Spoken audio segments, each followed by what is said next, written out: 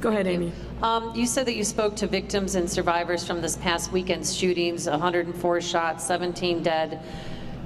Are you at liberty to tell us who you spoke with, and was one of those people Max Lewis's mother and anyone from University of Chicago about safety measures, because he is the second student to be killed this year? So I didn't say that I'd spoken to people over this week, although I have spoken to some. What I'm saying in general is I have, from the very beginning of my time as mayor, been out in communities and particularly made a point of talking to victims of violent crime. I have friends of mine who've lost their children. So this is an issue that's really important to me. If you remember the day that I announced, I had victims of violent crime who were there with me. This is very, very meaningful and personal to me. You can't bear witness to someone else's pain without taking that with you and feeling an urgency, a burning sense of urgency to do something to comfort and aid them.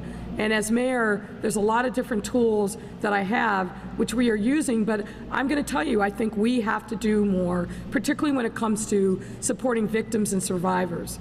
That responsibility has historically laid with the county, but there's more that we can do as a city, and I don't want to get ahead of our announcement, but we've been thinking about this for weeks now, about what more we can do, talking to victims and survivors, talking to their advocates, and I think there are some things that we can do right now to be more of a support to the victims and survivors, because so many of these parents who have lost their children feel like nobody hears them, feel like they are lost in the shuffle of the coverage.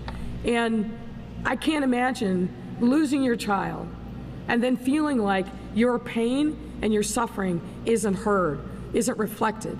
And we've got to do more as a city, and I take on that responsibility and that obligation to make sure that we are programmatically reaching out and providing more support to the victims, the survivors, and the witnesses, and we will do that.